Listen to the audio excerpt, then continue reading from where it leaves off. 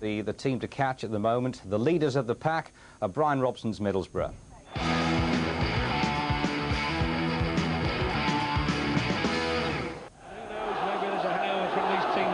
Only 6 weeks ago. It needs a goal really to settle it down. Can I find a little one now? Into the area he goes! What a goal for Borough! Wilkinson takes the credit. Wilkinson comes down here for Hignett, who will have a go. He's two! What a couple of minutes we've had here! Oh, what a game this is now! Can Middlesbrough crown it with a third goal? Hignett fancies his chances, and that's why. Absolutely deadly. They didn't need a penalty. Hignett, Middlesbrough, 4, wait in the middle. Oh, and it comes for more. And they hit the ball, but it's a fluke, really. Wilkinson gets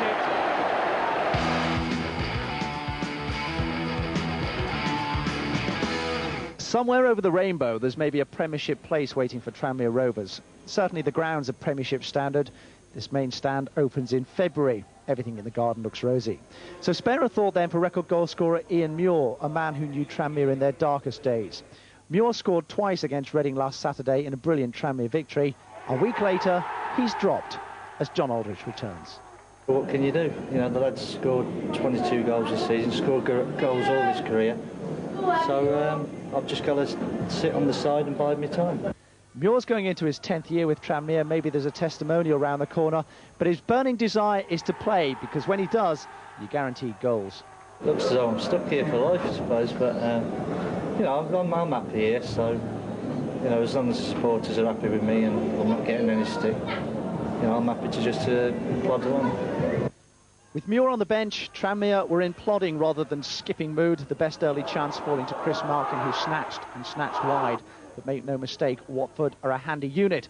And but for Eric Nixon, Jamie Morley would have had a hat-trick. This was Nixon's best save, and what a save. For such a big man, his athleticism is tremendous. In the second half, Tranmere put their foot on the gas a little more. First, Pat Nevin flashing a shot past Kevin Miller's post. Then it was wing twin Johnny Morrissey, who went straight for goal and pounded in a couple of rasping shots. The first was saved, the second just over. Ian Muir would have appreciated Tranmere's first goal, scored by Chris Malkin. Something from nothing, really. A twisting header that flew past Miller, 1-0. He just got a yard on the defender and whipped his head onto the ball. Good goal. We waited for the avalanche. Instead, we got Watford coming straight back into it. Morally denied in the first half, got a deflection off Garnett for the equaliser. But it needed a deflection, really, to beat Nixon in this kind of mood. He made another great save, this time from Lee Nogan, that kept Tranmere in it. But it's a mark of a class side when they get results without really firing, and Tranmere got all 3 points thanks to a brave header from Kenny Irons. Tranmere diving into second place in Division 1. It's a quality league. First Division is, you know, we're no mugs and they're no mugs, and as I say, you're looking at your Wolves, your Boltons. I mean, Bolton doing really well, but we'll just hang on in there, and we're not going to get carried away with ourselves. We're happy with the way things are going.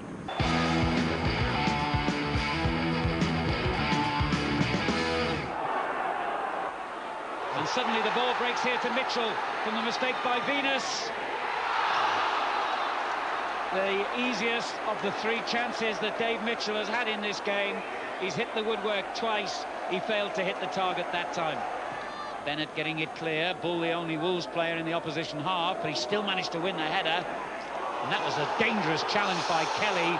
That was a really bad challenge by Kelly. It was out of order, frankly. He went in with his foot very high. And I'm not surprised at the annoyance of the Millwall players at that. You just can't do that kind of thing. It was dangerous. No other word for it. Well, the referee is going to take action. What colour will the card be? It's a red card. And I can't say I'm surprised at that. I think David Kelly really cannot complain about that. You can't go in with a foot that high. It was dangerous. And I regret to say, I think David Kelly deserved that punishment. It's a good-looking cross, Mitchell! And Wolves' misery is complete. Within a minute or so of Kelly's dismissal, Dave Mitchell has finally found the target, and Millwall lead 1-0.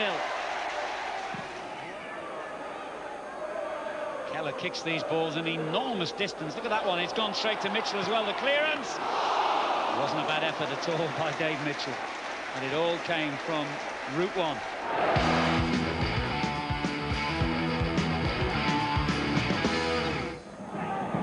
It's a bit too tight in that corner, they need to get it away.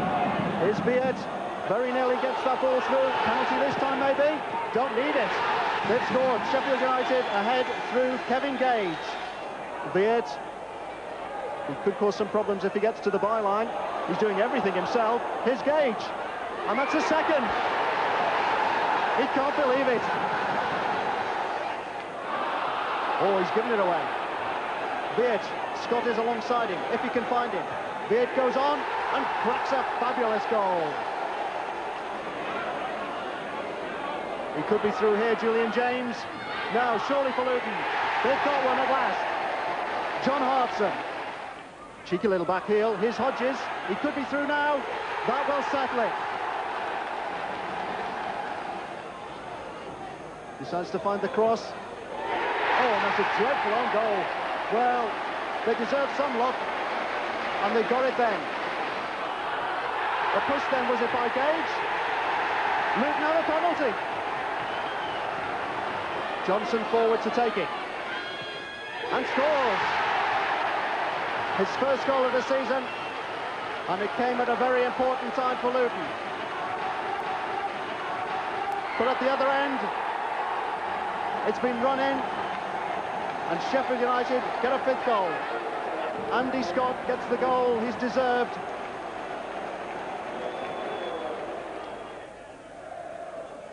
They're happy to keep control now. Veert with a header, and that's another one. That was a terrific goal then from Carl Veert.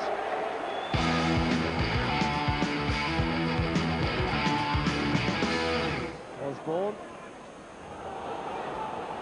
Good break on here again. Right away across the goal. A terrific finish there. The substitute with a spectacular score.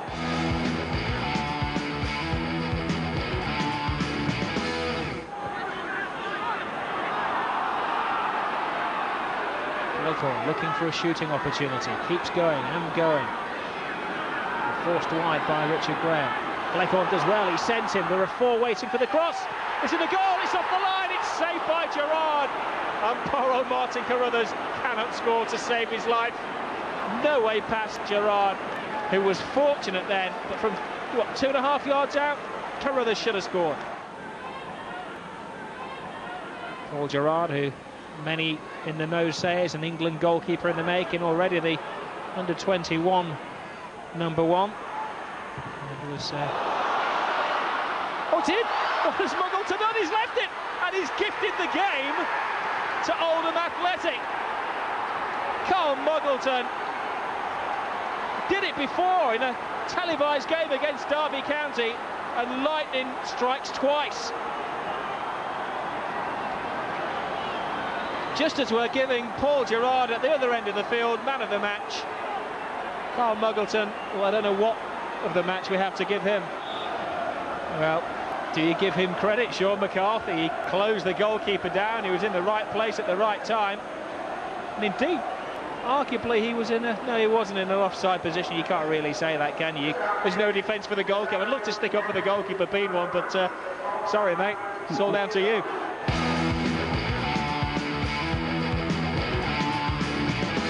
The battle of the newly installed managers at Ashton Gate, Bristol City's Joe Jordan versus Grimsby Town's Brian Laws. And it was Laws who had the most perfect of start. 2 minutes into the second half, David Gilbert 1-0 to Grimsby. Then it was Joe Jordan's turn to get on his feet. Scott Partridge, an equally emphatic finish, and it was 1-1. But in his first game in charge, it really couldn't have gone better for Laws. A winner 17 minutes from time from Gary Childs left Joe Jordan with the headaches. Tranmere Rovers retain second spot behind Middlesbrough, who you'll be able to see next on the Granada Match Live December the 18th at Burnley.